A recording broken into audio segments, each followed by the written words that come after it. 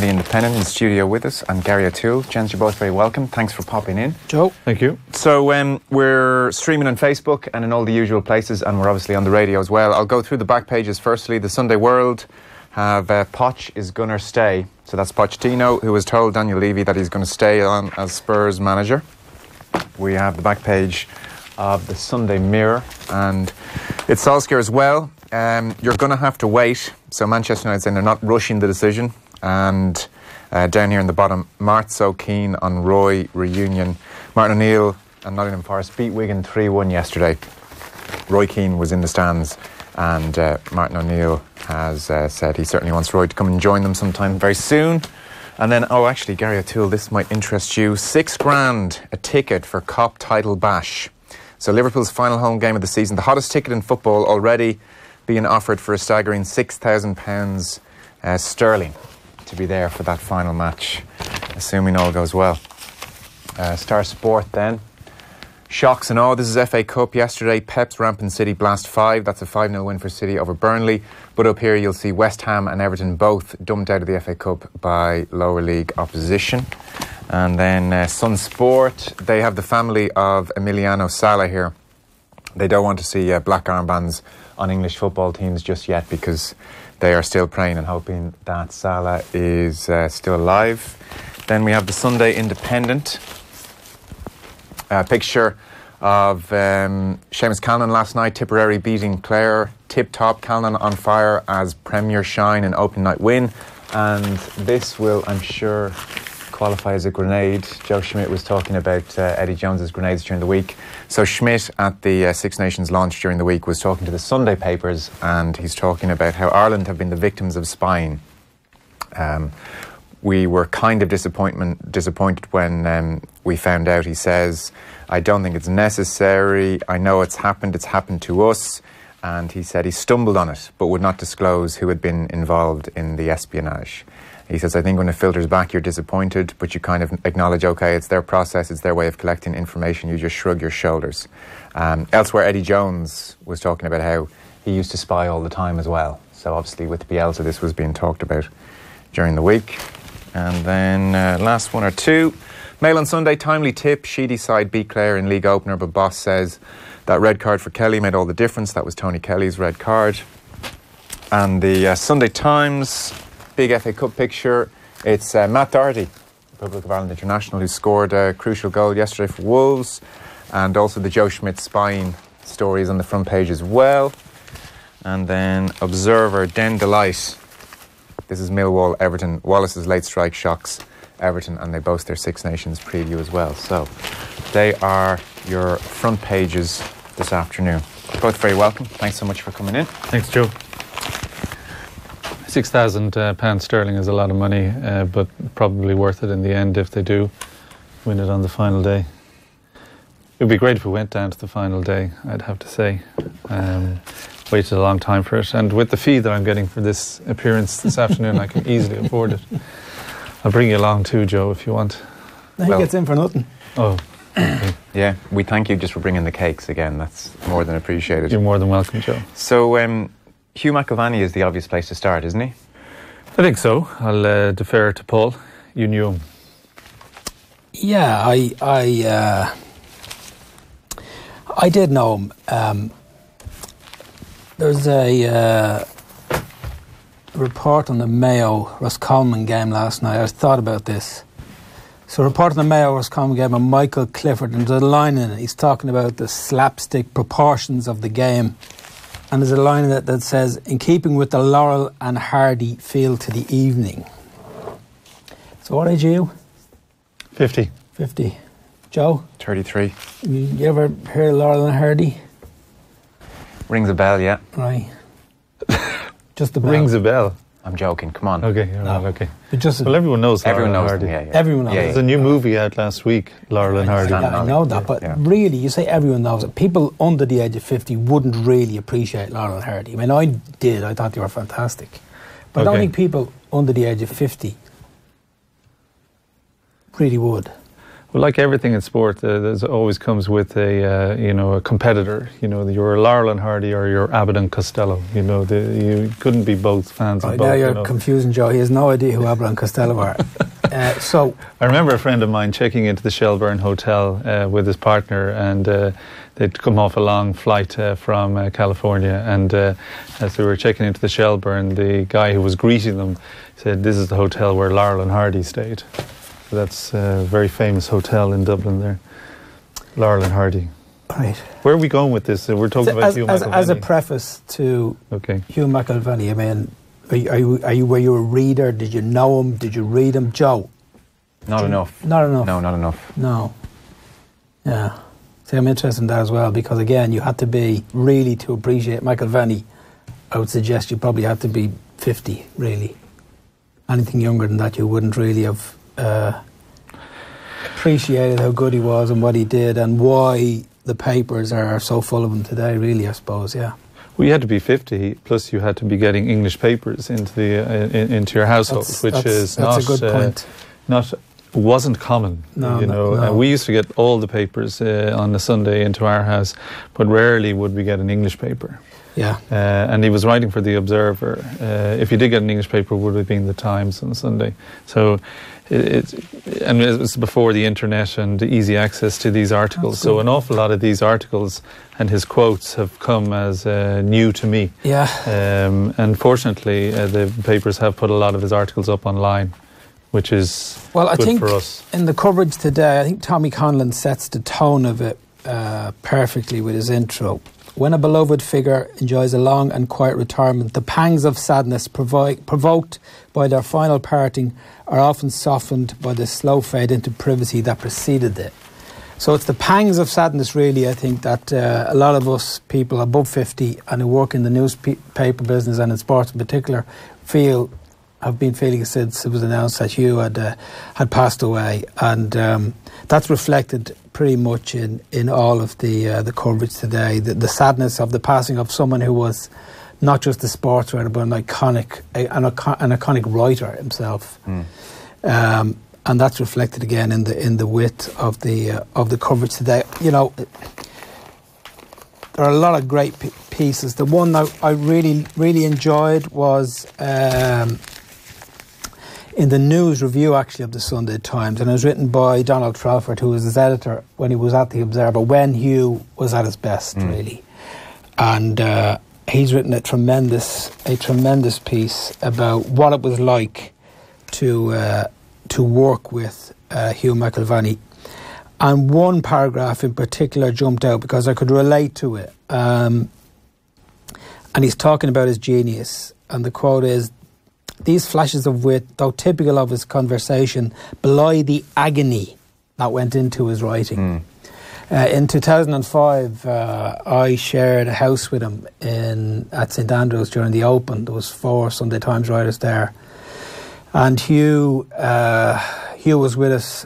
And I remember coming back. I was ghosting Nick Faldo, and I was finished early for once in my entire career, and came back to the house, and Hugh was in his room. And Pat Collins, another great writer from the Mail, alluded to this earlier in the week. He'd been with him in Vegas, covering the world title fight, about 30 years ago. And he told a story about coming into Hugh's room on the morning after he'd filed his piece, and just like a bomb had hit the room, just paper everywhere, coffee cups.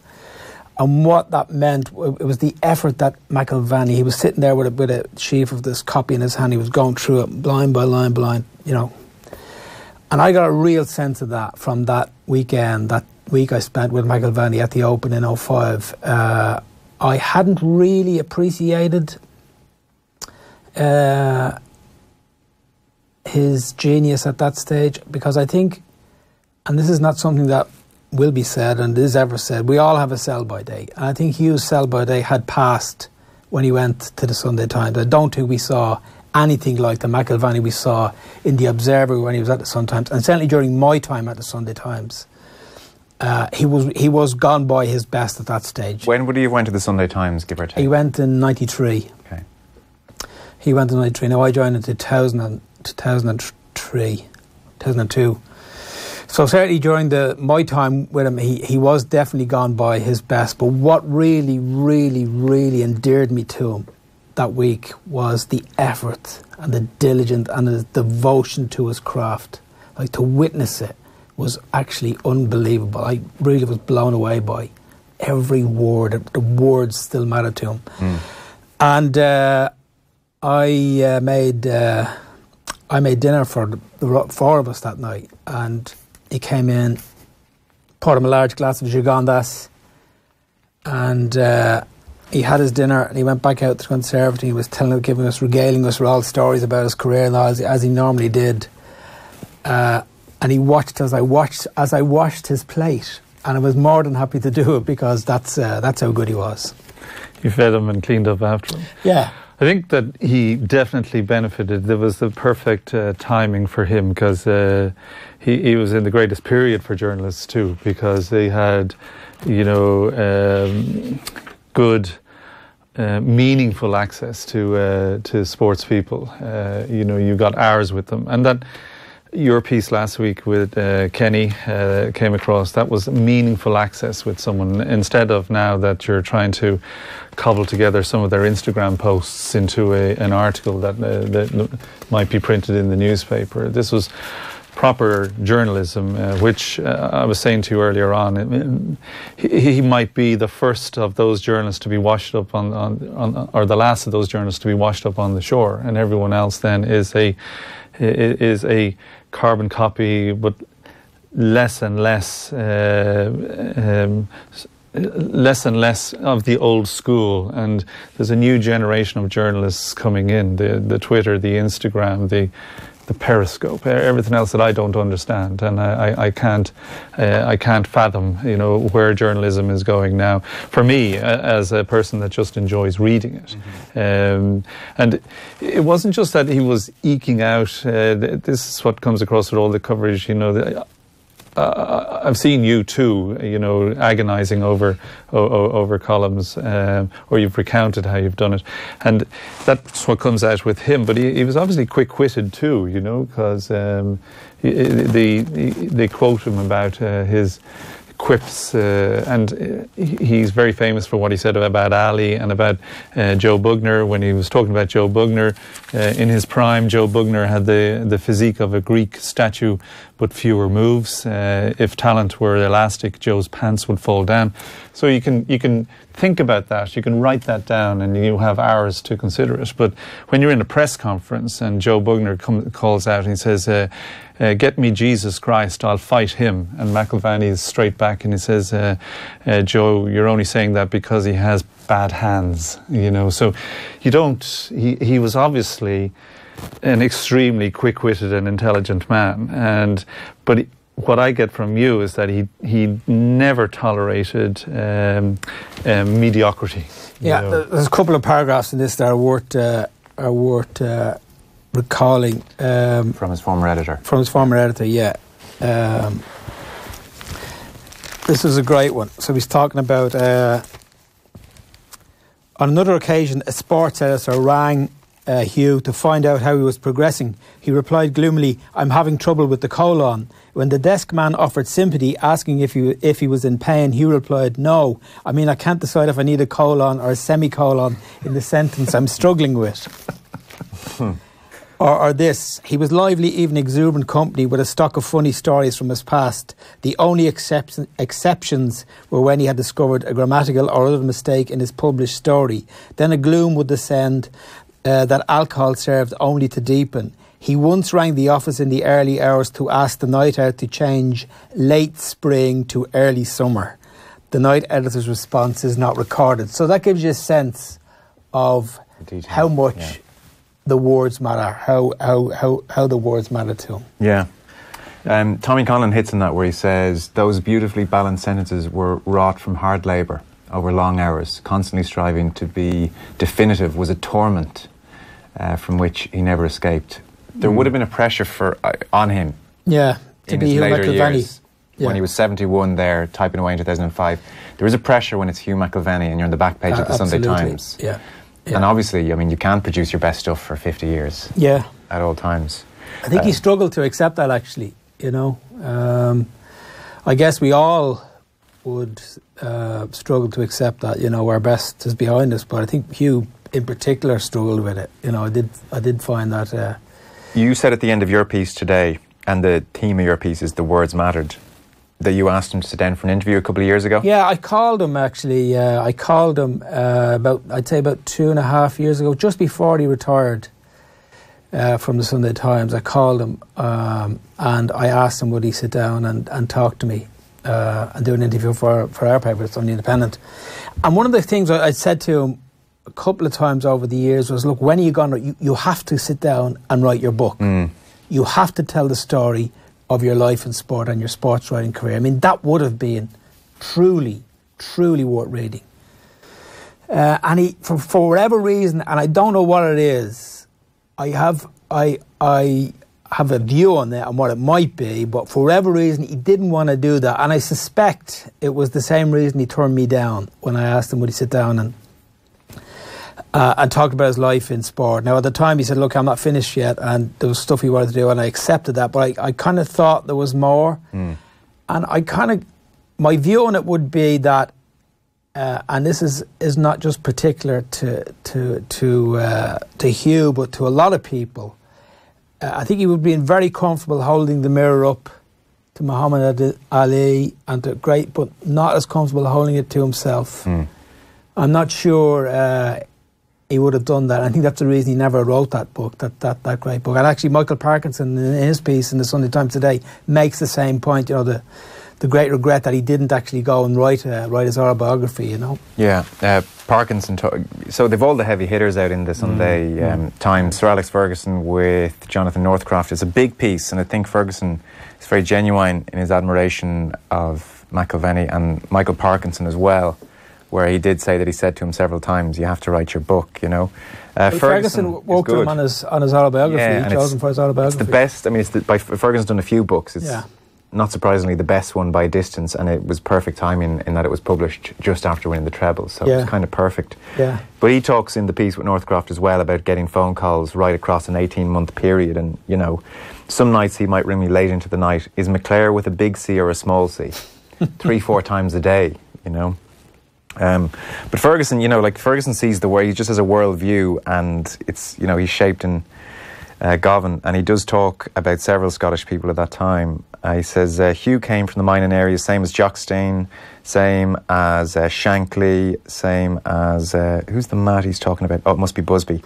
Yeah, I was a bit different. I came from a shipbuilding area, but it is amazing the collective path all of us took. We all grew up, worked within 20-30 miles of each other, industrial area of Scotland, producing exceptional people. Talked about how McIlvanney never went to college because he didn't do Latin at school. There was a breed of really clever, intelligent people who not only most of them were self-taught, but they also had to climb through the economic areas they came from. I always remember Jock Stein saying to me about the mining area, when you're 300 feet below the earth, you don't know the man next to you, but that's the person that will save your life. That's what it's like working down a pit. It's quite a profound meaning. So you suspect that Scottishness was a big part of the reason Ferguson felt an affinity with McIlvanney. And Graham Souness then alludes to that as well, you know, that they ask Graham for his contribution. But the Michael Parkinson one, and it strikes me about, you know, peers, you know, people can praise you left, right and centre, but until you get praise from your direct peers, you know, that's the ultimate accolade in any profession. So when Peter O'Sullivan was doing a book, he asked people to contribute to the book, and Michael Parkinson alludes to this book in his article. He says he showed the article to a colleague working on the charity project himself, a writer and broadcaster of talent and experience, who read the article and said it was one of the very best he'd ever encountered. As he handed the article back to Sir Peter, he said, "For God's sake, don't put that piece anywhere near my piece in the book. No man should be allowed to write as well as that." And that's very interesting. Yeah, I had my first time to actually spend any time with him. My first time to notice him was in 1992 at the Barcelona Olympics. He was when Michael Carruth was fighting in the final. He was sitting a couple of seats, and I could hear him shouting at Carruth, you know, punch him, hit him, you know, like really engaged by Carruth and rooting for Carruth. So that was my first time to actually be in his company as such as a writer. I was only 2 years started at that stage. And then in 98 I went to Las Vegas the week before Wayne McCullough was fighting Nassim Hamed, and Hugh was there. Hugh was writing for the Sunday Times. Right. And we had dinner. That night together. And I can't remember a single thing about the dinner. Not a single thing, except that he was drinking lovely wine and smoking a big cigar, which is crazy at the time. I think I would have been just totally overawed. I know I certainly was overawed by the fact that we were boat riding about Nassim Hamed that week, like to a degree that I actually couldn't write almost. As in, I cannot be writing about this guy in the same newspaper as this guy. Yeah, I can imagine. No, he was genius, definitely a genius. But again, of his time. For example, I mean, you can go through the archives, and I don't know if he has ever written a single word about doping in sport, doping in boxing, doping in racing, doping in anything. That was an area that he was never going to go in. Why not? I don't know whether it made him uncomfortable, whether his mind, the pictures, the portraits he created of people made a space for that kind of thing, I'm not sure if that makes any sense. What I'm trying to say, I suppose, is, I mean, I don't know. For example, laterally when he went to the Open, it was always about Woods. He'd no time for the small guy hero who comes out and plays great this week. There is a theme with his best stuff, i.e. George Best, Ali. Yeah. He's not so interested in the guy who's plodding away and finishing last. There's maybe a romance in that story other people are quite attracted to. He's gone for the genius. He was the star writing about the star. He was interested in genius, and he wasn't interested in genius that came from pharmacy, basically, or was created by a pharmacy. That was a world he was unfamiliar with and wasn't particularly interested in visiting. And that's not a criticism, that's just a statement of fact. Mm-hmm. So, he was of his time, and he was the best of his time without question. Okay. Well, there's loads of coverage. The Ferguson piece, Northcroft puts a good story to him where he talks about McIlvanney and Graham Souness were debating at some dinner or other over whether or not Lionel Messi, Souness's choice, was greater than Maradona, who was McIlvanney's. Yeah. And he says, an exasperated Souness, this is Jonathan Northcroft writing as part of the Ferguson piece, an exasperated Souness had to finally say, look, no one wants to have to do this, because look, I played against Maradona 5 times and I'm telling you, it's Messi. Hugh growled back, I don't care who you played against, it's Diego. Told this one, I would side with Souness on that one, says Ferguson. Yeah, but, what does that tell you? See, that's interesting in itself. When I made that point about holding up the mirror, see, there's an example of that. I remember vividly in 1994 at the World Cup, he had this absolutely humongous row with Eamon Dunphy. I don't know whether they were in the bar drinking together, but they had this absolutely incredible row. And I can just imagine what might have happened. Eamon would have expressed the view about a certain player or whatever. Hugh, of course, no, it was real rubbish. The two of them would have gone at each other like, stags. Okay. But again, in fairness, you're arguing with Graham Souness, who's played against... 5 times. I mean, that suggests a certain arrogance, I don't know. Well, Ferguson even says, well, look, I'm with Souness. Yeah. But then he says, though I can imagine Hugh's response, you don't effing know what you're talking about while blowing a big puff of smoke in your face. Yeah. I guess you need arrogance as well. And the other quote was that when he was again defending Diego Maradona, one of the footballers was saying that you didn't play against Diego Maradona. How can you judge him? He said, I didn't write with Shakespeare either. But so he was.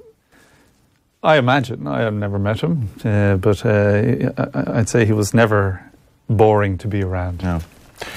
The piece in The Observer, finally, then, on McIlvanney is probably worth digging out if you actually want to read. It was the one place that reprinted something he'd written. So this was 1974, after Ali beat Foreman in the Rumble in the Jungle.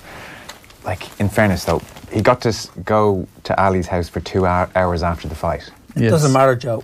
It's still absolutely... No, it doesn't matter. It's what you do with it. No, it's what I you do with appreciate it. that. It's It's still what phenomenal. you do with it. But on Woods, it is then a pity in 05 that he spends no time with Woods. He has to sit in the house and eat your cooking.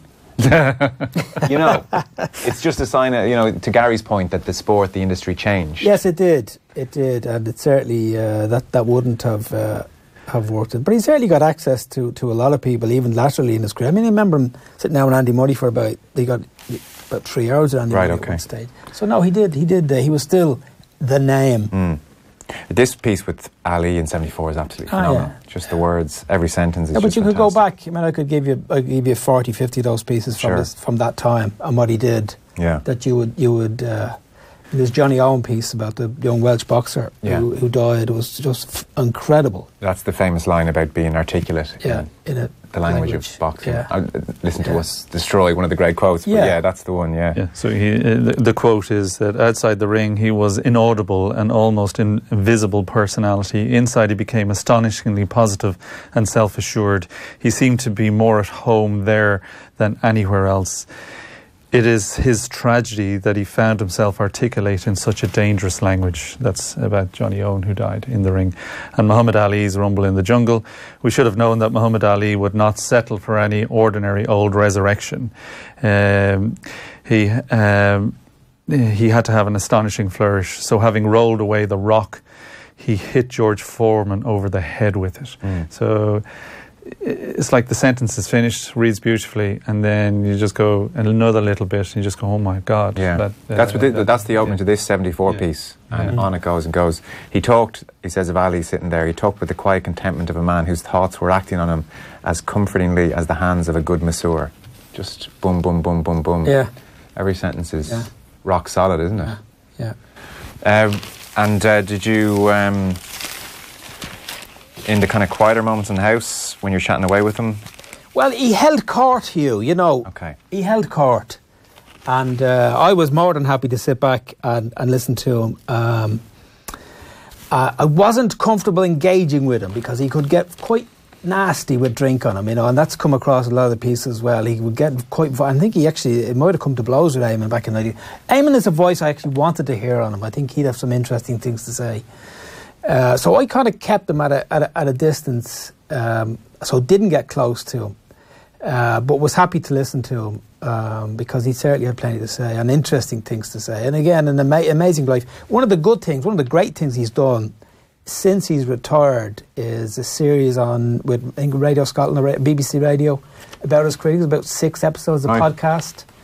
And I've seen that done. I'd say that's out because it wasn't just that he could write. His voice then, he had the power of great voice. Articulation was just superb, and his word power is phenomenal. Yeah, okay. So that's McIlvanney, and there's coverage across the papers. Six Nations is everywhere as well. We're a week out. Rest in peace. Okay. Yeah. So Six Nations is everywhere, and there are pieces right across the papers. We're a week out. Gary, do you want to kick us off? Sure.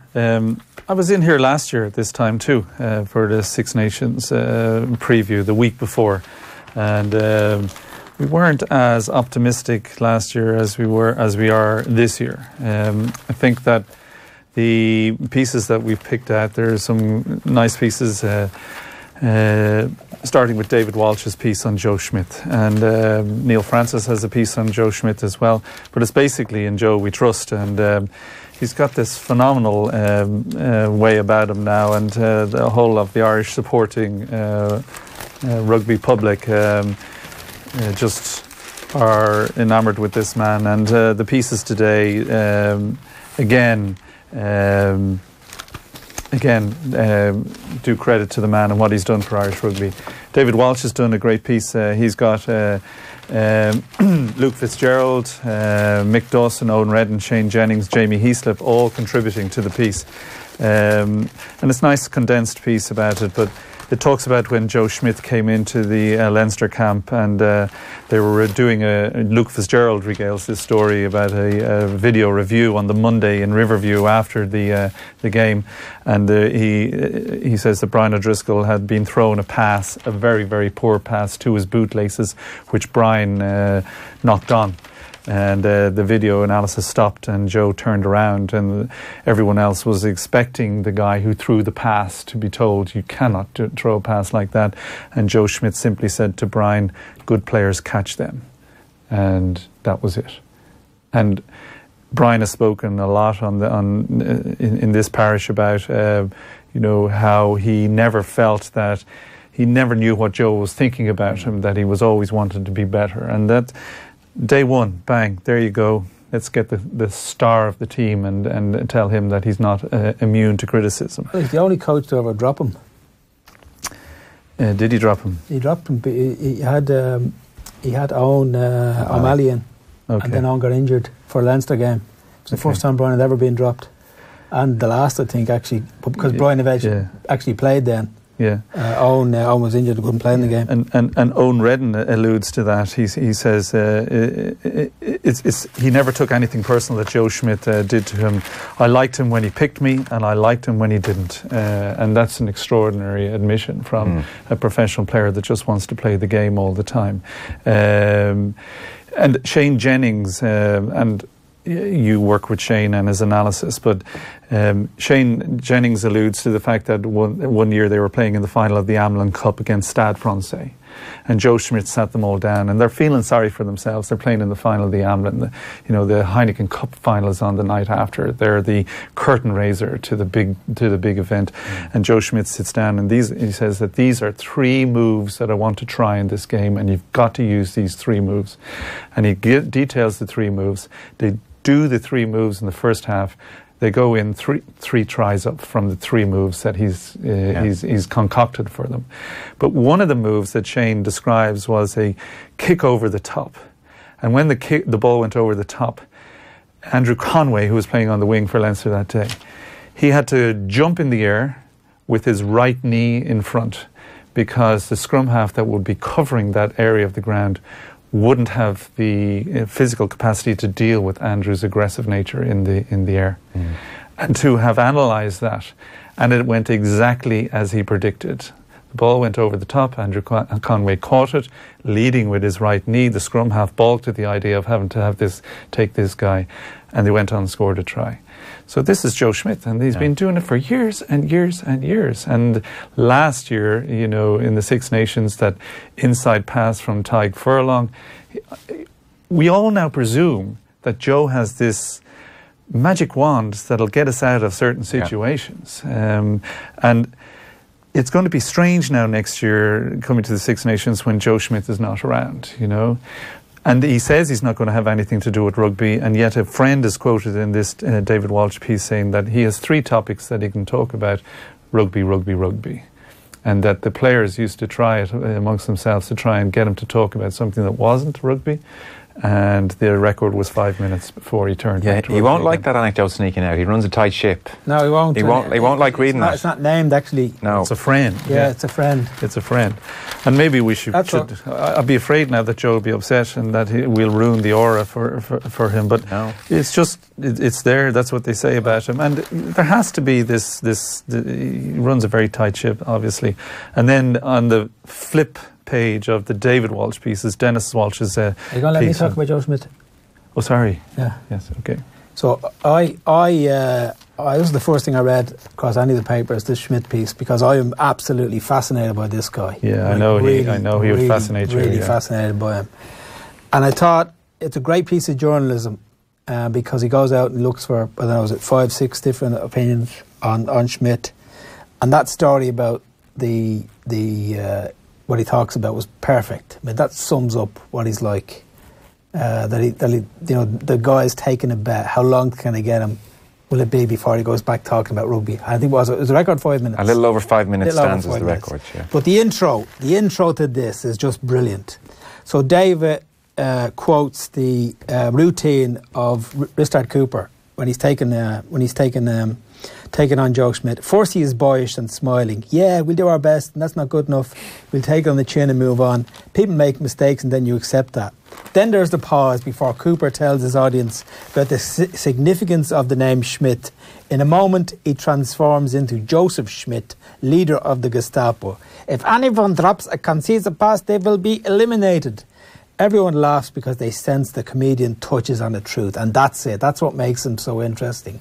The iron fist in the velvet glove. Walsh writes as well, Schmidt has heard that gag live and tells the comedian he finds it funny. Cooper's not so sure. Yeah. I mean, he is an absolute control freak. He controls everything. There has been no coach in Irish sport, including Charlton, who has just been so universally praised, admired, right to the very end. You can almost say, regardless of how the World Cup goes, nobody wants to see this guy leave. After 2013 with Ireland and a few years before at Leinster, it's close to unheard of for someone to have this level of success, and the approval rating, I would say, is 99%. Well, look what he's done. I mean, it's not a surprise. That's phenomenal. You look what he's done with the team, the way he's transformed the team. It's not a surprise. And all the praise justified. He's the best out there. And yet he hasn't rested on his laurels at all. He with no disrespect to Jack Charlton, he's not one for picking up his fishing licence and rod going down the west of Ireland and paying by cheque, so the cheque is never cashed because it's signed by Joe Schmidt. The most surprising thing in this piece was that apparently he used to golf every Wednesday at Claremont. And then stopped. When he joined Leinster. Yeah. I can't imagine Joe Schmidt going golfing for a day. Yeah. Shane, not every Wednesday anyway. So again, I'm always drawn to the dark side. Shane Jennings quote, Joe's not perfect, and at times he's not nice to be around because he will call people out. I mean, I'd love to see him in that time when he's not nice to be around. I'd love to actually witness that and say that's fascinating. Yeah, well, I mean, that's the anecdote about Brian on the first day, and that Owen Redden could be dropped by him and still like him. I mean, he has made very hard decisions, and not been afraid to take those hard decisions.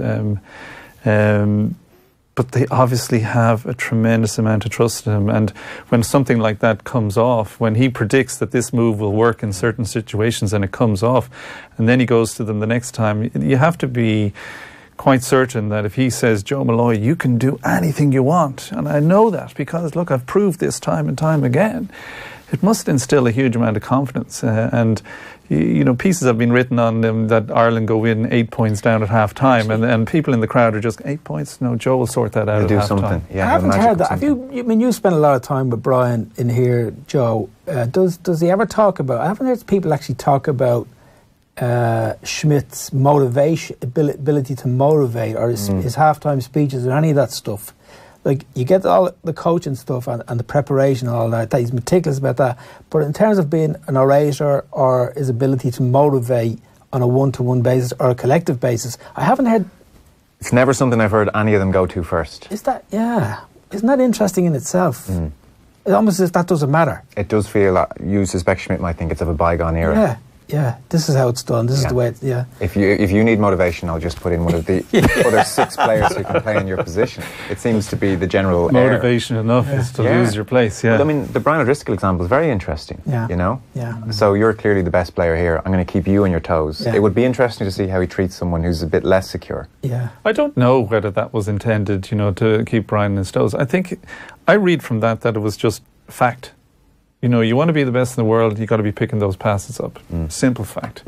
But, it wasn't... O'Driscoll said he always wondered it. It wasn't like they got past that initial period and then he knew he really had Schmidt's confidence. Sure. It was almost a consistent. Yeah. That's kind of frightening. It is. I do feel sorry for Mervyn Murphy in this. Yeah. In 2013, Schmidt got the job. So Mervyn Murphy had a nice life. Mervyn Murphy was happy. He did 3-minute videos on the 6 or 7 key players in the opposition for every test. Yeah. Manageable. That was what it was like under Kidney. Schmidt said that would have to change. He wanted video clips of the 23 players likely to make the matchday squad, which meant he had to produce around 30 videos for every game. Each video took hours to put together. He says, though, no one grumbled because Schmidt worked harder than anyone. But that is a serious workload. It is the reason why come Paddy's weekend in March, they all just look wiped. All the coaching staff. They're working all hours during the Six Nations. Yeah. What else on the rugby front grabbed you? Because we've got one of the greatest fans here, rugby fans, we might as well go through the predictions. You're interested in the predictions, aren't you? No. Okay, do you want them? Yeah, okay. So predictions, Clive Woodwork from the Mail, England, Ireland, Wales, France, Scotland, Italy, in that order. Steve Jones in the Sunday Times, Ireland, Wales, England, Scotland, France, Italy, in that order. Brendan Fanning in the Sunday Independent, Ireland, England, Wales, Scotland, France, Italy in that order. And Ian McGeechan, he doesn't actually list them, but you can get his order from reading his analysis. Wales, Ireland, England, Scotland, France, Italy. Yeah, and I think it is extremely tight. But I think going into this Six Nations competition, I think that for the first time that I can ever recall as a fan, I'm not actually looking to this, I'm looking to October. Are you? Yeah. Wow. And I want to see, something that will happen here that you can build to October. And there are a few things that you want to see happen in this Six Nations. You'd like to see a reserve hooker perform extremely well. You want to see some rotation in the back row and second row. You want to see Joey Carberry get some experience playing at 10 on the big occasion. And I think it's more about that than whether Ireland finished top. But you'd have to presume if they perform to the level that they can. I'm for instant gratification. Let's win the Six Nations again. Then we worry about the World Cup. I would rather finish third in the Six Nations, even if it was to England and Wales, who are ahead of us, and make a World Cup semi-final. And from the World Cup semi-final, then I'm not one of these people that anything can happen. Something will happen, because that's in Joe we trust. So I think that this, for the first time, I think it's not all about this Six Nations or Grand Slam. We won that last year. We want to see something different. Okay. And I'm not giving him a free pass on this. I'm just saying that's the way I feel about it. And that's not the way he has earned that. I think that Joe Schmidt has earned the right to say, look, he's had awful Six Nations in the past. There's been some terrible Six Nations. He won't see it like that. No. But that's great. That's why I'm so happy to think like this, because I know that's the last thing he's thinking like. Well, he made the point during the week, a really bad one has the power to destabilise things ahead of a World Cup. Why mess with the momentum? It's not like we've that many games. So, but that's not to say you won't experiment a touch. There's very interesting pieces, comparing the Maro Itoje of the English team to the James Ryan of the Irish team. I think that's all kind of fascinating stuff, and that's going to play out over the next 6 or 7 weeks. But and the Sexton Farrell thing, that's always dredged up. But I'm more interested in an Irish team coming through and playing for each other. Expanding that 23 to 30, a pool of 30 that are hugely competitive for all the places. And I don't think we're quite there yet. If you're looking for different angles and things, there's good governance and bad governance. As in, Brendan Fanning is talking about the governance of the Six Nations, and it doesn't make for good reading at all. So the potted history here is, in 2016, RBS said they no longer would be supporting the Six Nations. He's just talking about the finances off the pitch here. And they've been sponsored since 2003. And what they proposed was, going forward, 13.75 million a year for the next 4 years. And John Feehan and the Six Nations board looked at this and they got a valuation done, and the valuation told them 13.75 million a year for the next 4 seasons was towards the higher end, but they thought they could do better, and they told RBS as much. And we're at a point now where they've gone out into the market. HSBC were knocking around for a while. That's gone. 6 weeks ago, Guinness were announced as the partner, and their deal is for 8.5 million a year, 5 million a year less than what RBS offered originally for 6 years, beginning with this season's tournament. So Guinness have had a bit of a steal here. And he says the council comprises of CEOs from the Six Nations, countries' representatives in World Rugby, 12 men around the table arguing the toss of how much the cash cow can be milked. And he says everyone has an agenda, everyone has a horse to trade. In these circumstances, it's easy enough to see how someone could declare a pretty good deal to be a crock.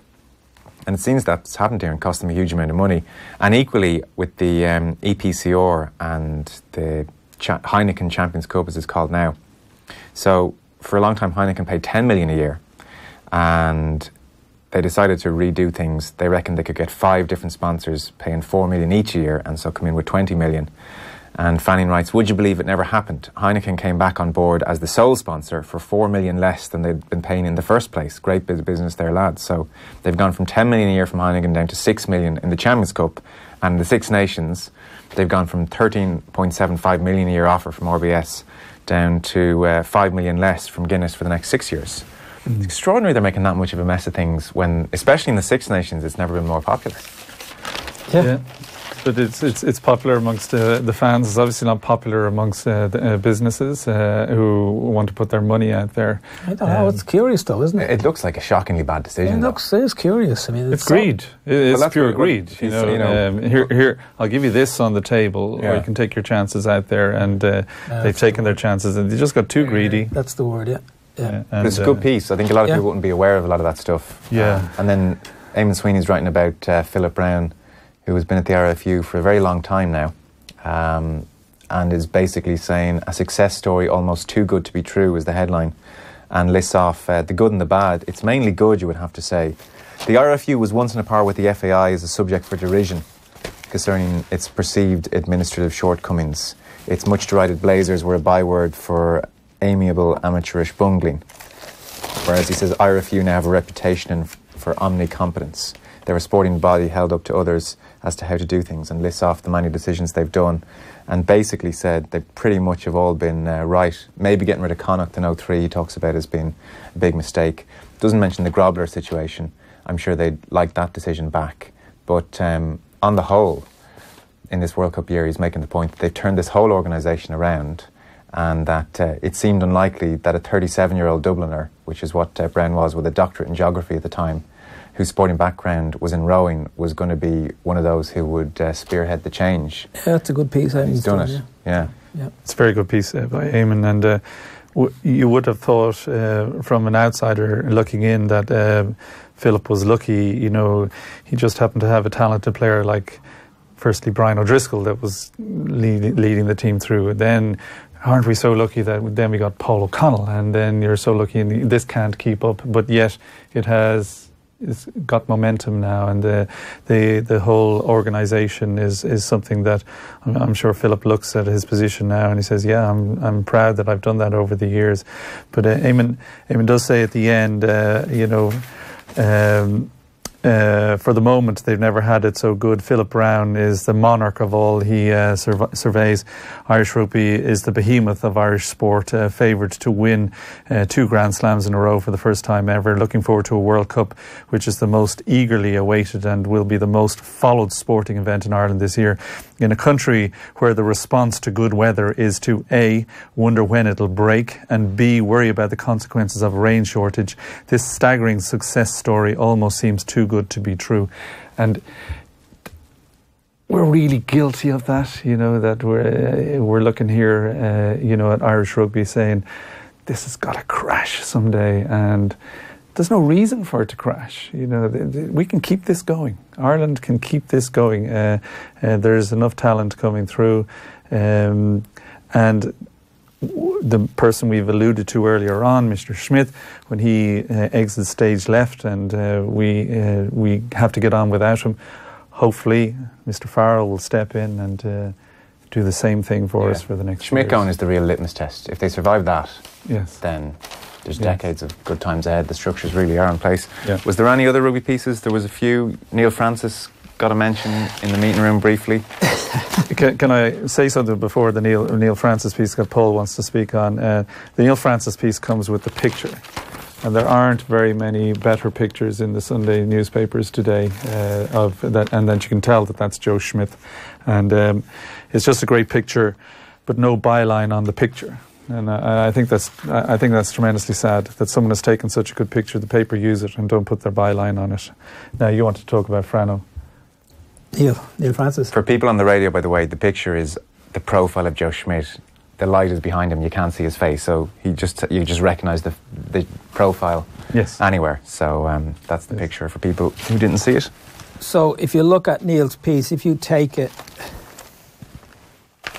the last third of it with the paragraph that starts, if we look at the scale of success and the pitch where the national side are at the moment, outside of Joe Schmidt's influence, the Heineken Cup was the biggest single factor in dragging rugby union in this country into a hugely supported sport with mass appeal. Now, if you read the piece from there to the end, it's quite good, and Makes some very good points, very coherent points. Now, if you start at the very start, as I did, and most people will, you will check the byline immediately to see if it wasn't written by Ross O'Carroll Kelly, because a lot of it is really objectionable and absolute rubbish. My daughter Evelyn was on holidays with us a couple of years ago in Portugal, and she got chatting to a group of boys, and they were asking her where she was from and what school she goes to. Now, these were rugby lads, Southsiders, and for some reason that seems to matter a huge amount to these people, what school you go to and where you're from. And when Evelyn told these fellas, or told this fellow in particular, that she'd gone to school in Loreto and Balbriggan, his response was, "Mummy wouldn't approve." Okay? Now, what this piece smacks of is mummy wouldn't approve, and that class bullshit that a lot of people in this country just cannot abide. As an example, the piece starts with Neil going to a West Ham game. I'm not sure when this was, obviously a couple of years ago. And he comes out of the game, and late 80s, and they're killing each other. And he's in the tube station down in Green Street, and he's lucky to get out there without getting stabbed, basically. Now, I'm not sure what the point of that is, except that making a point that these football fans are a different class. Now, listen, West Ham fans are a different class to any of them and Millwall. But anyway, I'm not quite sure where he's going. Well, we get a sense of it then. When he introduces us to Declan Rice at West Ham. Every week I see all of our national newspapers give acres of space, acres of room to this young boy called Declan Rice of West Ham, a peripheral figure to most people on this island, but to some it seems like he's the Messiah. The boy Rice was born in Kingston upon Thames. Anyway, he gives a sense of Rice and where he's from, and the fact that he's been encouraged to throw his allegiance in with the national team. And Jesus, I don't know what it's about. Imagine the scene when the boy Rice, after numerous unanswered calls from Mick McCarthy and Robbie Keane, gets a call from his mother. There is a gruff man from Crumlin and an even gruffer man from Barnsley, and they want to talk to you about playing for, the island of Ireland. Now, what is this? What is he saying here? This is rugby country. We are a superior class. These football gurriers, I think it leads on from an argument that Neil has been having about the national sport, and I think it's ridiculous. I think it's ridiculous to try and compare the two sports. And at a time when Neil was at his peak in sport and his prowess was at his, magnificent. I was competing as well, and I had this chip on my shoulder about the soccer team too. I didn't like the soccer team. I thought that they were vulture-like in their extraction of any kind of sponsorship that lay around Ireland, and I can understand this. But I've grown up now. I'm over it. But to the Ross O'Carroll Kelly thing, that's a little bit cruel. But it's not cruel. It's not cruel. It's not cruel at all. Let me give you a prime example why it's not cruel. Declan Rice is the boy Rice. Who else? There's another boy in here somewhere. There's another footballer he calls the boy. But Jacob Stockdale is not the boy Stockdale. He's Jacob Stockdale. Now that is straight out of Ross O'Carroll Kelly. I'm sorry.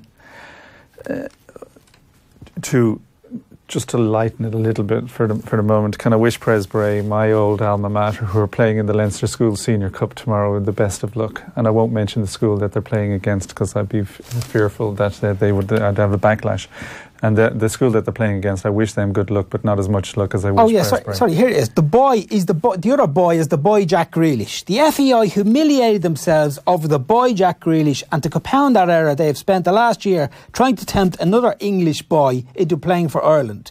Grealish has already declared for England, and Rice will assuredly do the same, both knowing they will never even get close to the England squad. In this instance, this is not this is not about the better offer or the more attractive prospect. It is about avoiding the least attractive offer, the prospect of playing for the Republic of Ireland. It is patently obvious that neither has any real interest in playing in green, and the Irish governing body begging them to reconsider could only be considered a humiliation if it had any sense of self-worth. Well, I'm sorry. Some people would agree with that.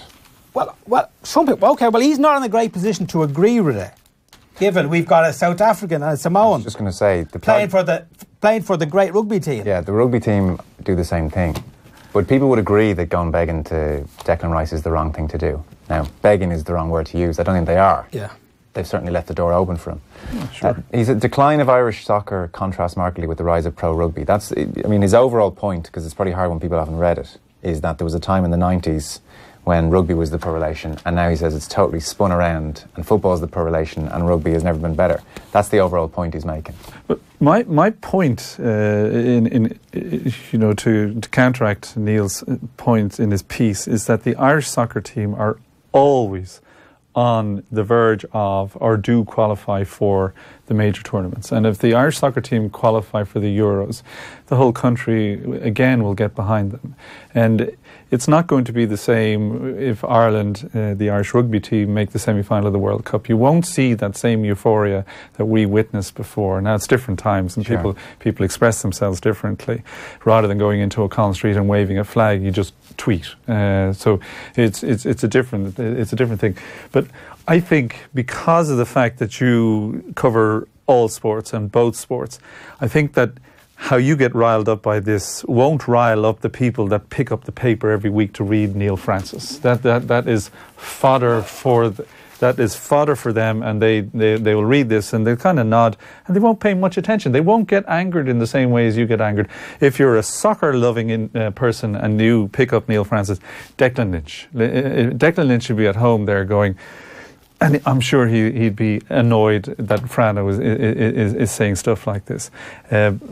But you're different. I can read this piece and just, laugh at it. Players on the national side are very visible and comport themselves, this is the rugby players, and comport themselves in a humble and down-to-earth fashion. They are polite, articulate and engaging. Characteristics which not only have gone out unnoticed in the general population, but also by corporate Ireland. We would like to ally ourselves, our products and our services with these particular athletes and this particular sports. Winning is everything. Winning with style and grace is the cherry on top. I absolutely agree with you that is an unfair thing to say, that because I have encountered an awful lot of the Irish soccer team and they are superb professionals. They are wonderful people. Right. They behave in the exact same way, but they just aren't as public in because they're not here. They don't live in Dublin. That's and nor could they. They cannot eke out a living here in Dublin. They eke out their living over in the UK. I have to say, the most impressive sportsman I've met in the most recent years is Seamus Coleman, and you won't get a more impressive person. You could look all over the world. He's a singularly most impressive man that I met in difficult circumstances, and he carried himself with the graciousness that you would expect. And it's unfair of Frano to say that the soccer players don't do that. I've met plenty of rugby players who are equally as impressive. But they're all impressive. I think Frano needs to go and meet this Irish, the Irish team and find out. Why can't we not celebrate the rugby team? Why is it not enough to celebrate the rugby team without saying we're the greatest, we're number one now? I don't know is the honest answer. And I think it comes from the years, and I've said it myself, I just said it, that I had a chip on my shoulder about the soccer team during the 90s as well. I didn't like them. I thought, and I gave my reasons for not liking them, but now I've gotten over it, and maybe this is going to be cathartic for Neil, that he will now say, okay, maybe I should let this go. We don't have time to do all the pieces. There's you mentioned Sergio Paredes' lost 100 Test match, which is something in itself. Ronan O'Gara is in the main section of the Sunday Independent. The French had a different attitude to cheating. Raj is the quote. He's with Donald Lynch here. It's worth a look. It covers various different bits and pieces. One line kind of stood out, I guess, given the discussion about rugby in recent years. There's cheats in every sport, and there's definitely cheats in rugby. But he says it's so hard when you're training the house down naturally, trying to make gains in the gym, and then you hear of a teammate or someone you're playing taking something. It would disgust you. And you presume he's talking hypothetically about teammates there, because he goes on to talk about how his teammates, you would have been a pariah if you had done anything like that, but probably is worth clarification. He says, when I was coaching in France, I was suddenly exposed to people from different cultures, realised some people had different attitudes to those things. Generation I grew up in would have all been about the shame you would bring on your family. If you were tempted, you'd feel you would ostracise your family from the parish, and that's a good way to feel. I don't think everyone had that. Okay, he says, I don't think everyone had that. Yeah, you'd probably like that to be teased out a little bit more. It just hangs in the air a bit. He also talks about... Well, the, Joe, you're going to be sitting opposite now for the best part of 6 weeks, are you? Yeah, I mean, it's not something I intend to do in a 3-minute conversation. No, listen, you've got responsibilities now, you know, to hold them to that and to hold them to account. And I'm sure all of your... I certainly know you'll have one viewer who'll be really interested. I look forward to turning on my phone after each show and checking the text messages. He talks as well, though, about the size in rugby, you know, like what do we do? Because we've talked about concussion and there have been deaths in rugby recently as well. He says you couldn't limit it. A better way would be to tell players that bigger isn't always better. Keith Earls has stripped down and become lighter, more agile. He's a key person for Ireland, so that's an interesting point to make as well. It's kind of a general interview. It's less sporty. He's talking about his career generally, but the cheating line kind of jumped out. It'd be worth the clarification. Any last points anyone wants to make on the rugby? Yeah. Well, we can clarify it one way or another. Yeah. Any last points on the rugby you want to make, or we move on? Because there are other bits and bobs in the papers. No, just like I said, the best of luck to Pres Bray tomorrow. Did I say that? You did, several times, okay. Yeah. We'll take a break. There's loads more to get to. There's a really interesting interview with Gareth Farrelly in the Sunday Times. There are some GAA pieces, Joe Brawley on St Enda's, Ryan Wiley with Mark Gallagher, Dermot Gleeson is writing about Conor Purcell. So we'll get to them in just a second. Join the conversation on Facebook and Twitter. Tech Talk with Jess Kelly. Coming up this week, we explore the world of sound. I popped out to Hidden Hearing to learn more about the damage being done by in-ear headphones. We'll find out what the long-term implications of listening to music at high volume are and ask what can be done to protect our ears. We'll also recommend some on-ear headphones with the pair to suit every budget. Tech Talk with Jess Kelly. Thanks to Harvey Norman. Download the podcast now or tune in this evening at 6. On News Talk. A business needs to be creative to stay ahead of the game. And creative brains need space to think. Give them space. Think better. But let's do it with a little style. Castleknock means business. Discover more at castleknockhotel.com. It's that wow feeling when you walk through the door of the Easy Living Interiors winter sale. Finding incredible style in each display aisle and savings that are off the scale. Italian table and chairs, new beds for upstairs, sofas that are stylish and clever. Accessories and more, a design service in store. It's the best Easy Living sale ever. Create your dream home for less in the winter sale at Easy Living Interiors. Cork, Waterford, Navan, Naas, Sandyford and Belfast. Sale ends soon. The big clearance event is now on at Curry's PC World, with incredible deals across Ireland's largest range of home appliances and technology, plus free delivery on all large kitchen appliances. Get big savings of €500 on the DeLonghi Bean to Cup coffee machine, only $399. Save up to 40% off Canon cameras, and there's even up to €480 off large screen TVs, with better than half price on Samsung soundbars. Big clearance savings in store and online at currys.ie. At Curry's PC World, we help you get it right. The outcome of Brexit may not be certain, but one thing is clear: your business could face serious challenges. Enterprise Ireland can help your business respond to the risks and opportunities which Brexit presents. Plan, innovate, compete and diversify with our wide range of supports. Start taking action now. Speak to your Enterprise Ireland Development Advisor or visit prepareforbrexit.ie, an initiative of the Government of Ireland. With a new car ad every minute on Done Deal, it's easy to choose one that's right for you. Whether you're planning the ultimate road trip or the school pickup. Find the perfect car for any adventure on Done Deal. Discover and drive. At Cash and Carry Kitchens, we're giving away Normende appliances free with some of our best-selling kitchens. So select one of our best-selling kitchens, then pick the Normende appliances of your choice, worth up to a staggering €1,000. There are over 50 Normende appliances to choose from, including dishwashers, ovens, fridges and hobs. Call into any Cash and Carry Kitchens showroom nationwide and ask for details. Or go online to cashandcarrykitchens.ie. Terms and conditions apply. Day 1104. Sarah meets Paul, her department head. He calls her Zara, as he has every day since she started. Someone's used the office microwave to heat what smells like fish guts. Again. Sarah likes it here-ish. You know I can hear you, right? Sarah won't be moving on anytime soon. Oh, no. Actually, I've been on irishjobs.ie. 2 interviews next week. Oh, okay. Should I just... Yeah, I think so. Change your story with irishjobs.ie. 11 people develop dementia in Ireland every day. That could be people like our parents, colleagues, friends. And people like me, who could be someone just like you. Any one of us can get dementia. Every one of us can make a difference by understanding more. It's time to understand together. To stand together with the 500,000 people whose families have been affected by dementia. Visit understandtogether.ie or call 1-800-341-341 from the HSE and our partners.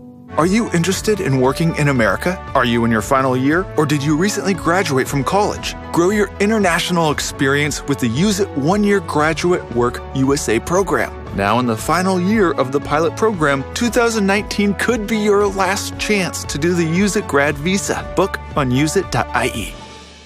This is it. After years have been rolled up within an inch of my life, I'm free! Receipts have a mind of their own.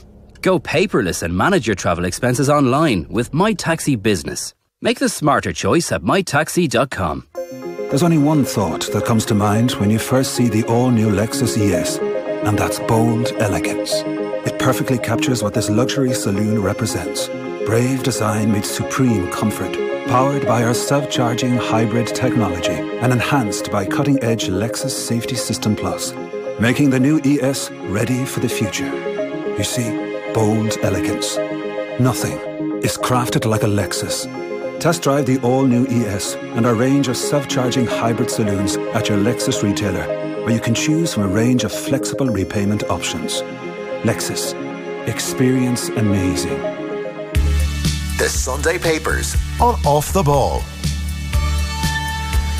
Now, welcome back. We're here with Gary O'Toole and Paul Kimmage looking through the Sunday Papers. There's an interview on page 4 of the Sunday Times. Paul Rowan has sat down with Gareth Farrelly, a former footballer, now a lawyer, who was in the news headlines a couple of months ago when he came forward about with accusations of bullying at Aston Villa.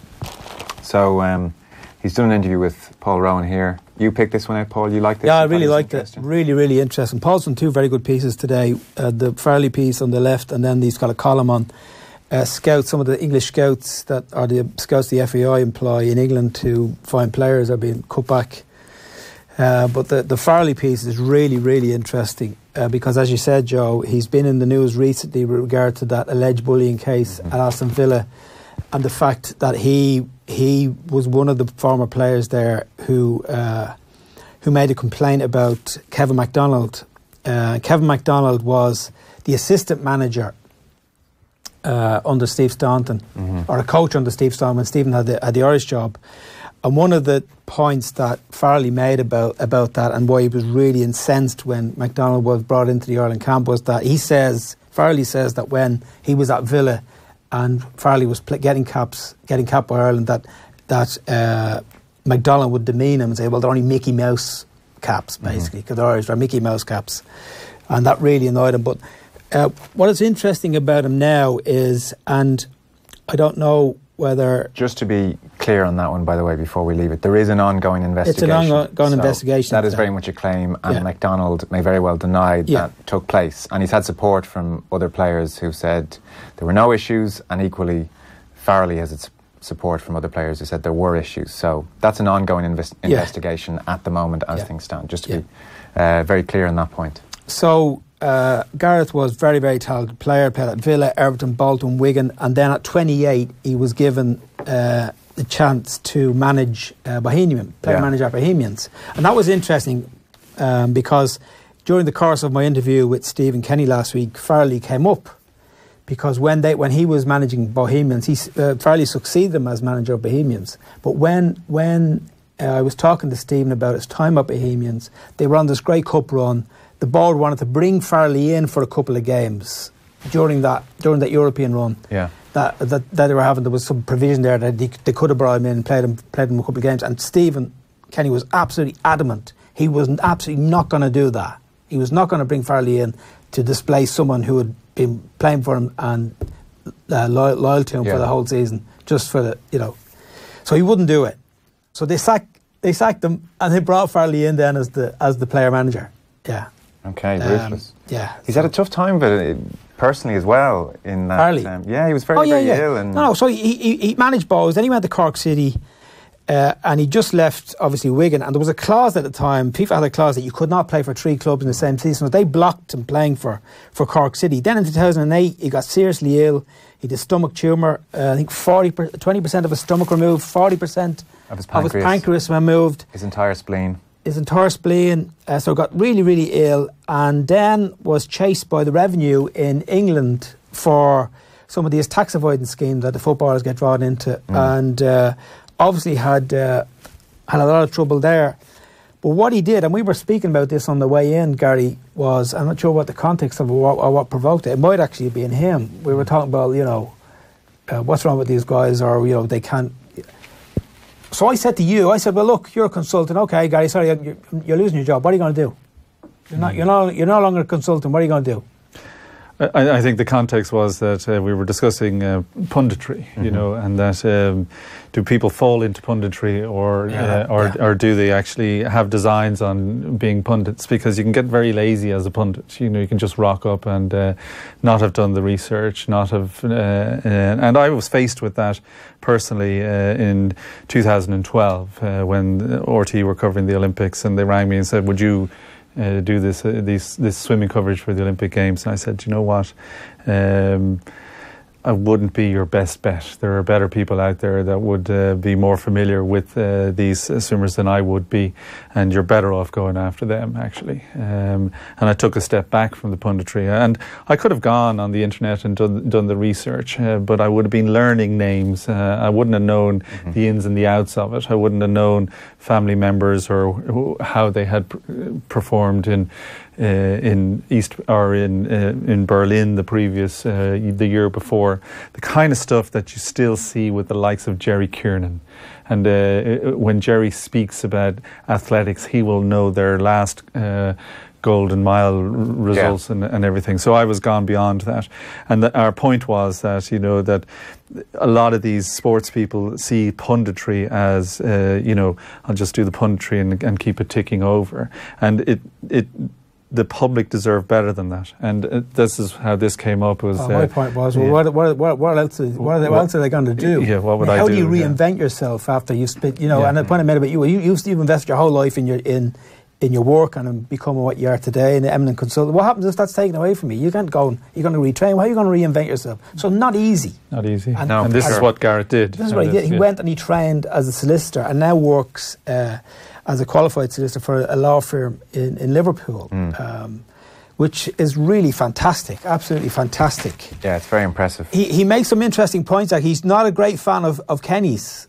You certainly get the impression reading this, he's not a great fan of Kenny's, and would have reservations about the fact that he's getting the job now after Mick. He says the remit will be to bed him in with the Ireland under-21, so hopefully not have the issue where senior players may not respond or respect him or whatever. He is confident of that happening, but nobody can predict or envisage how that will go. This is Farley talking about Stephen, I'm making a point that I touched on with Stephen when last week in that interview about, getting the respect, inverted commas, of the kind of players who aren't aware of him and what he's done in the League of Ireland. I think Garrett alludes to in the first couple of paragraphs about himself being he knows that when he was playing he could have been a little bit difficult, a little and I think it comes down to just speaking his mind, and this is what comes across in this article as well. He has reinvented himself. He calls a spade, and they can be difficult people to deal with in life. That people that don't have a filter. That you're looking at me. I'm just explaining something quite simply that they don't have something that it clicks into the brain that this could make life difficult for me going down the road, and that's what I get the impression from this piece, that Garrett is one of those people that he's been through so much. He's had a life-altering experience with medicine and the operation that he underwent. He's a solicitor now, and if I was someone who needed a solicitor, he'd be the kind of solicitor I'd like on my side rather than trying to battle against. You spent a lot of time with Stephen Kenny for that piece last week. What were your impressions of him? Not what I expected for a start. That was a real surprise. I kind of expected a kind of mini Brian Kerr, someone who would sit down and regale you with fantastic stories, and so very reserved. You might have had that wrong then from afar. Oh, I definitely had it wrong. Yeah. Oh, no, I did, because I listened to the review and you had Shane, he put me right on that straight away. No, I did. I definitely got that wrong. And I should have known better, because I'd listened, obviously, to his interview with Eamon and to Marion Finucane in particular. You thought they were the exception. I did. Particularly the Marion Finucane one was just shocking. So I was definitely surprised by that. I was delighted he got the job. I was delighted he got the chance. I think he's had a fantastic career. I think he deserves the chance. So we spent 5 hours together, and I was totally engaged by him, like really engaged by him.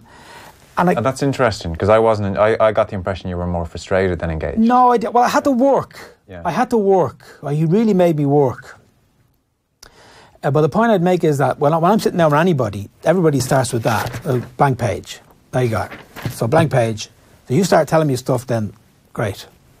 But if you don't start telling me stuff, I have to go looking for it, and I have to start digging for it. But the digging in itself tells you something about the person you're dealing with.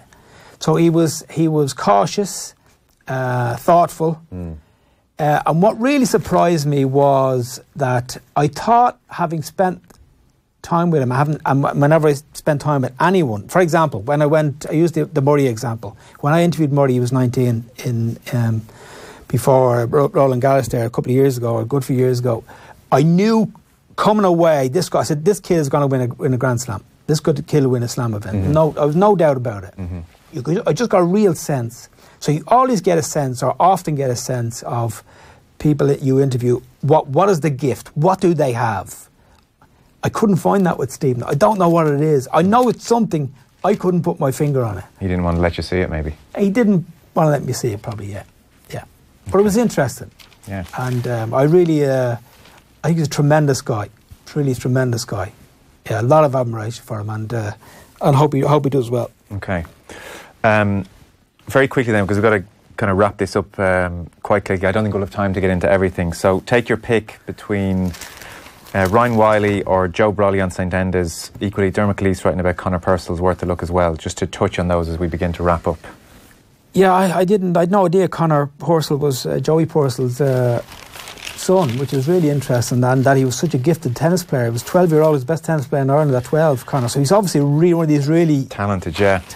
It's funny, I went out and Googled him. I wasn't aware of him, to be honest, too much either, but he did talk about, as a young tennis player, Ireland's best at his age, playing one of the better kids in England and losing 6-love, and almost in a crushing way realising just how impossible the tennis dream was. Yeah. So obviously the goal. Still, he was. I mean, look, he's the best tennis player in Ireland for his age. Yeah. He's still pretty gifted. But to go and do what he did, so that was a lovely piece that Dermot did with him. To go and win the Australian Amateur was a fantastic achievement, and completed what was a great weekend for Irish golf, with Shane Lowry winning over in Abu Dhabi, and then the unification of the ladies and the golfing union. Yeah, his father is, as you said, Joey, who was the Portmarnock head pro from 1991 up until very recently, so a lot of people would have come across him over the years. I really liked about this piece. So his son is up and coming, and he spent some time, courtesy of your good friends at Nike, Paul, with Tiger Woods. Yeah, that was great. And Woods, the piece opens with Woods looking at Purcell, who's recently won this big tournament in Australia, amateur tournament, where he says to Joe LaCava, this kid gets in a good slot, doesn't he?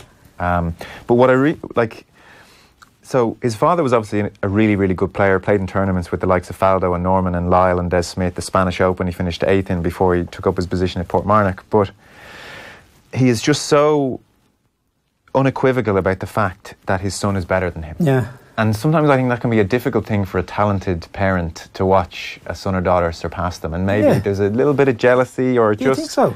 I think it goes on a little bit. I don't know. What do you think? Well, hang on. He said, I was a decent enough player for my time. But when people ask me if I was as good as Conor at his age, my reply is, I was never as good as Conor. Never. It's a very nice, supportive way to be about it. And not even to be, well, maybe, in my day I could do a bit. He is, I don't know, it just struck me as a nice way to, very gracious way to treat your son who's trying to find his way in a really tough sport. His prize for winning this amateur event, by the way, he's going to play in a European Tour co-sanctioned event. So I presume he'll turn pro eventually. But it's a good piece. There's a nice picture of them in the back garden with the AstroTurf putting green. Yeah. Conor Purcell and the two parents behind him. And interesting, Neil Manship has coached both of him and Shane, so that was a good weekend for Neil. But then again, Dermot, we spoke about McIlvanney. I hope we God forbid that when the day comes that we'll speak as glowingly about Dermot, because again he's a colossus of Irish journalism, and there are examples of what makes him great all over this piece. The fact that he could tell you that about Joey, and that he tied 8th in the Spanish Open, and earned £766. Significantly among those tied with him are such luminaries as Nick Faldo, Greg Norman, Sandy Lyle and Des Smith. So it wasn't as if this fellow was a dud. No, that's what I mean. So he's very gracious to say, my kid's way better than me. Not just when I was his age, just at my very best, at my peak, he's still better than me. I just thought it was a lovely, gracious thing to do, So I liked Dermot's piece. I liked that piece by Mark Gallagher on Ryan Wiley. Yeah. He's a radiologist at the Mara Hospital. He lives literally in the shadow of Croke Park. And when Monaghan are playing there, he's got to get in his car. I can't believe this. Drive down to Monaghan and then come back up with the team. Now that's the process gone mad, isn't it? That is the process gone absolutely insane. So he says the worst game for him is when Monaghan have to play in Croke Park. Because he has to drive from his house and then turn around and come back. Back down to Croke Park. Interesting that he's in the paper today, because obviously the National League starts and they're playing Dublin today, and on the day of a game that they haven't subscribed to this nonsense of media bans and not talking to journalists. So that in itself was noteworthy. The Joe Brawley piece. So he's out and about going to see club matches. St Enda's in North Belfast. I presume that this is very well known. I just wasn't as familiar with St Enda's in North Belfast. They played on Spiddale in Galway. But it's St Enda's that are the real story. 3,000 fans were at this game. It was the All-Ireland Intermediate semi-final. And Brawley just paints the litany of horrors they've endured as a club. The trouble. So 1972, they had their clubhouse burnt down. They had glass put on their pitch. They had a booby trap bomb in a flask on the side of the pitch. 1972 again, they had their changing rooms bombed. They had 8 arson attacks on their clubhouse. 1978, the UDR came in and cut down their goalposts. 1983, their clubhouse burnt down again, and there was grenades lobbed over their protective fence onto their ground. 1993, their president was assassinated, that's Sean Fox. In 1997, their manager, Jerry Devlin, was shot dead outside the grounds. And Joe talks of this All-Ireland Intermediate semi-final in Park Talchin in Navan, and the joy that he got out of watching this game. And Joe can sometimes be, a great critic of his own sport, which I know he doesn't do lightly. He's doing it with the best of intentions. But the piece starts with such violence and such horrendous litany of challenges for this club, and ends with Joe just standing there being a proud person involved in this organisation, and a fabulous read. Fabulous read, actually. Because the match finish finishes in poignant circumstances as well. A few minutes to go, there's a 36-year-old Philly Curran who comes on and he gets a huge ovation, and he's the most number of senior appearances for the club. But Bolly says that's not why he received such a thunderous welcome, because back in 2001 he would have played with a Gerard Lawler, and they were both on the same team, and they were playing in a match back in 2002. Afterwards, they were out for a few drinks, watched the Sunday game. Gerard said his goodbyes. They never saw him alive again. He was murdered by loyalists shortly after leaving the club, and the cheer on Sunday gone was as much for the dead boy as Philly. He says that 18-year-old was the last ever Catholic shot dead by loyalists. What an effing shame.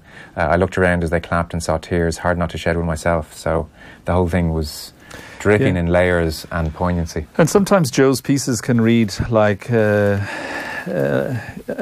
said it before, a brief where he's trying to prove an argument. This is a beautifully well-written piece where he's not trying to prove a point or justify his view on certain rules. He's just regaling what he did one Sunday afternoon. It's very nice. Yeah, no, it's well worth a look. Colin O'Rourke beneath him, by the way, is absolutely disgusted with the ticket price raised. Dennis Walsh is writing about it as well as Shane McGrath in the papers. Nobody, it seems, is too enamoured with the GAA raising ticket prices, so that's part of the papers as well. We're pretty much done, unless you want to point someone very briefly in the direction of anything. Are we good? No, I'm good. Yeah, we're all finished. Are you happy? We're done. You happy? Don't go that far. Paul Kimmage from the Sunday Independent and Gary O'Toole, thank you both for coming in. We'll take a short break. Off the Ball on News Talk. You couldn't make it up. News Talk's weekly topical panel